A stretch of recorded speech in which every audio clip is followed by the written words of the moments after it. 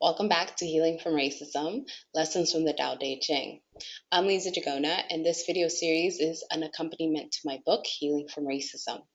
Now, this first video is going to be a little longer than some of the other videos, but it's totally worth your time because I'm going to lay a foundation that is going to be useful in some of the future videos. So stick with me. Now, to begin, I want to ask you a question. Are you afraid of the dark? Maybe you're not. But let's say you had a child in your life who was afraid of the dark. What would you tell them? What would you advise them to do?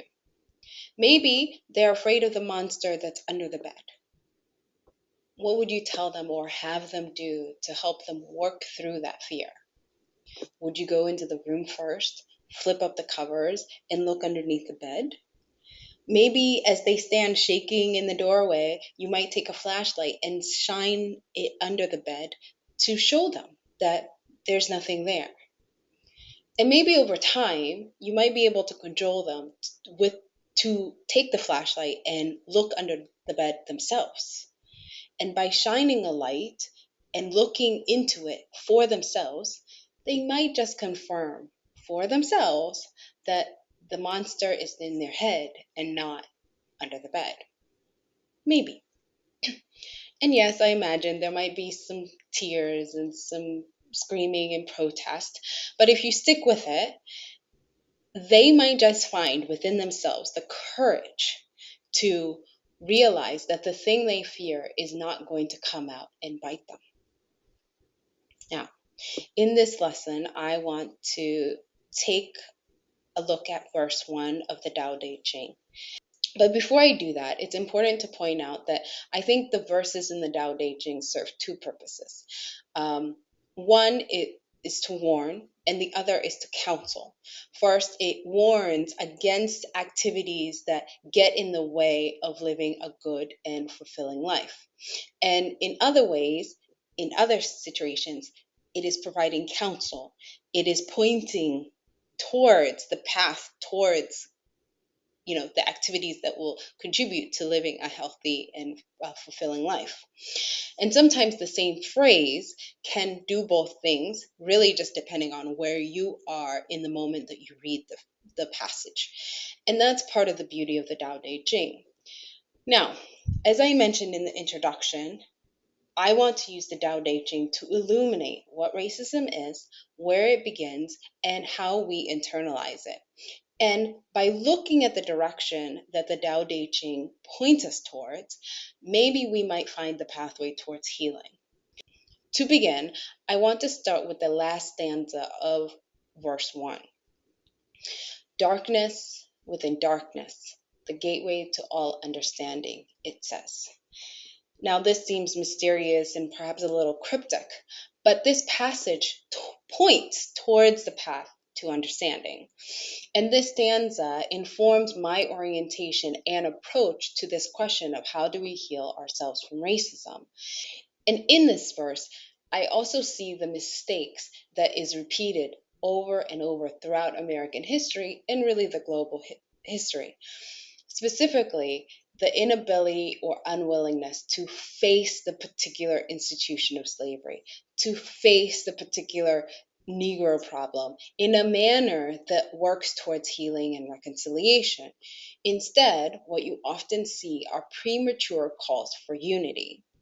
And even in the moment when slavery was being declared over in the United States and the last people who were enslaved were being told that they were free on June 19th, 1865, they are advised to remain quietly in their present plantation, and that the relationship between them and their former master would transition into one of employer and employee. But if you really think about that advice or recommendation from the perspective of somebody who was formerly enslaved, it's a ridiculous recommendation. There are no provisions provided to help people heal.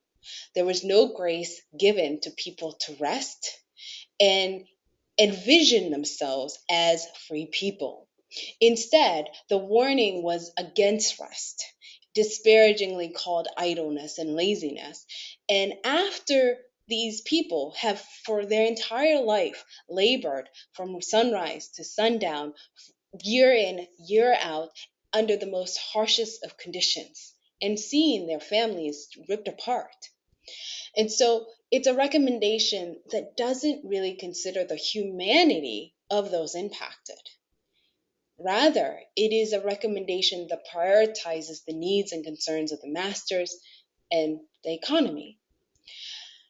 We must face this darkness because only through that can we find real, durable solutions for healing.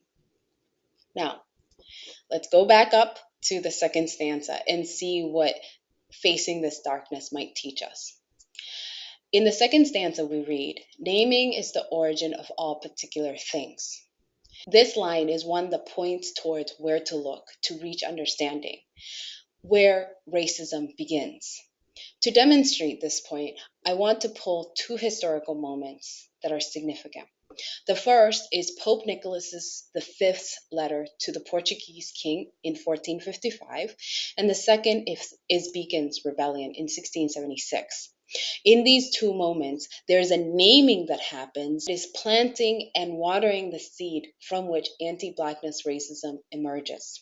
In 1455, Pope Nicholas V issued a papal bull called the Romanus Pontifex, which granted King Alfonso of Portugal and his heirs the right to explore and conquer new lands in sub-Saharan Africa and beyond, to convert the peoples of those lands to Christianity, and to enslave any non-Christians in perpetuity.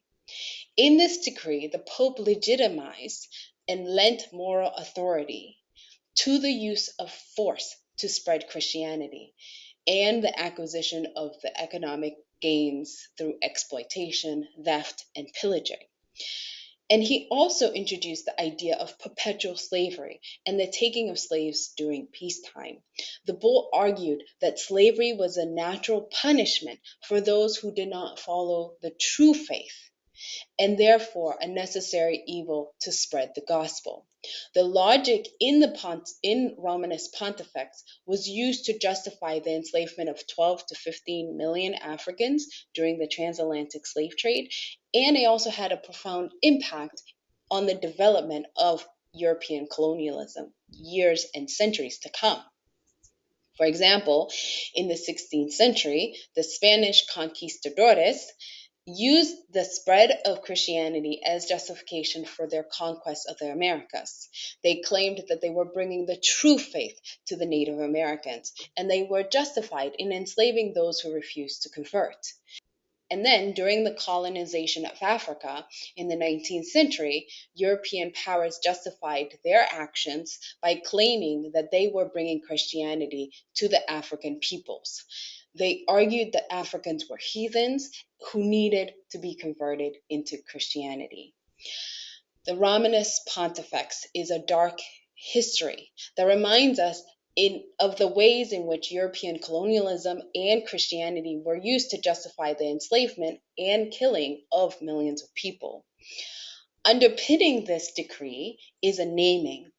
It is the presumption of moral and divine superiority, the ability to decree that God ordained this thing, and so therefore one is guiltless and blameless for harm and evil actions done and committed, even when those actions may go against one's own moral values.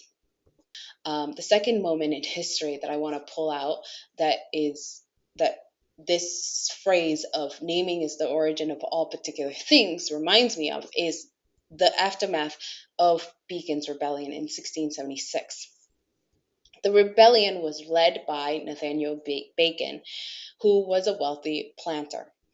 And he was frustrated by the Virginia colonial government's policies towards the Native Americans. He had petitioned his cousin by marriage, who was the governor of the Virginia colony, to lead a campaign to drive the Native Americans out of the colony. The governor denied him.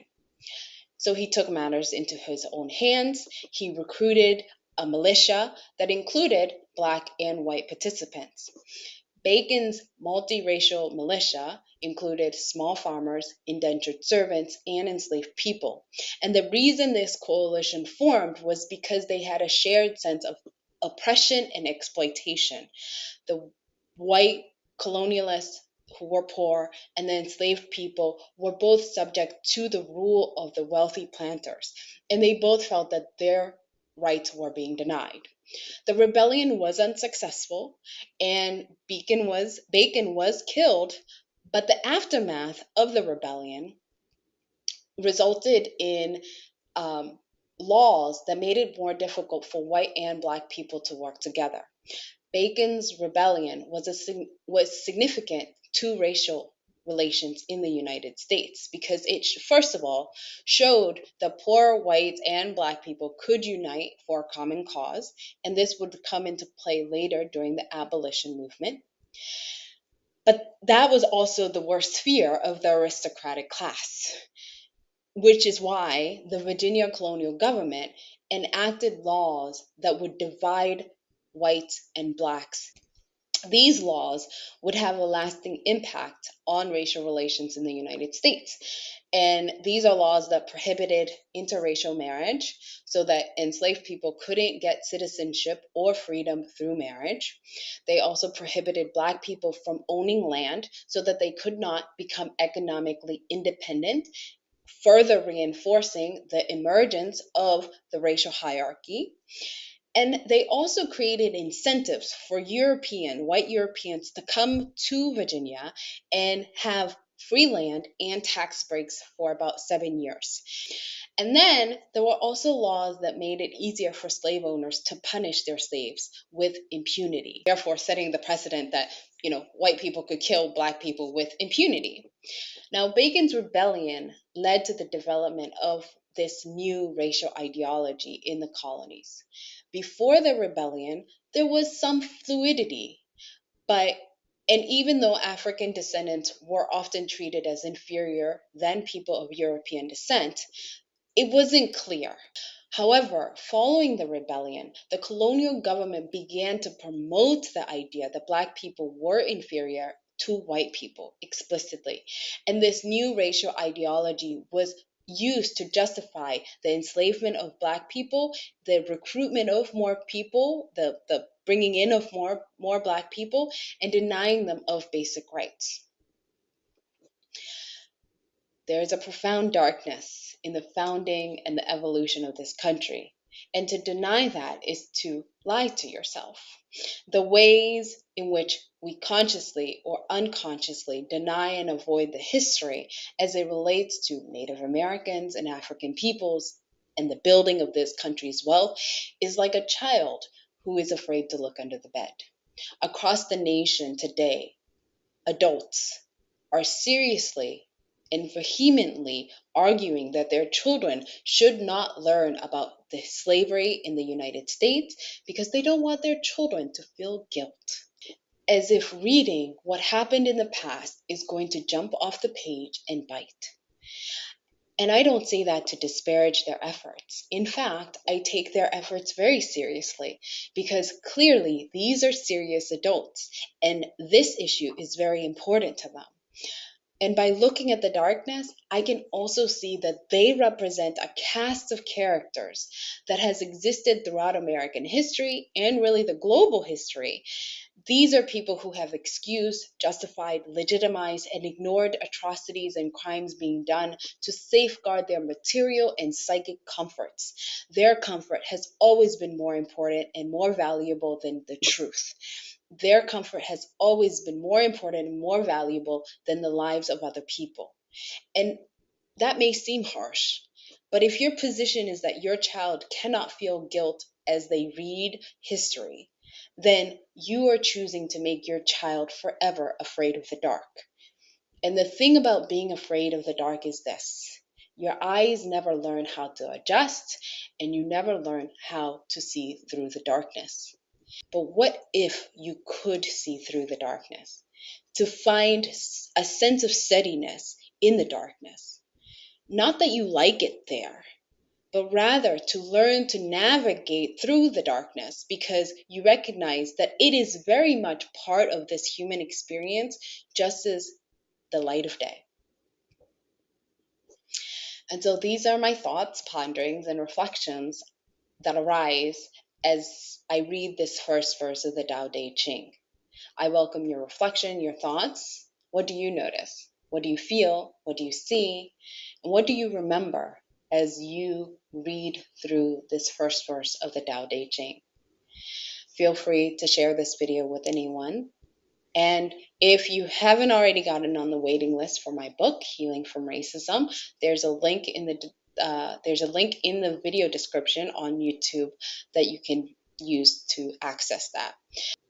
And with that, I will see you in the next video where I'll explore verse 2 of the Tao Te Ching. Be well.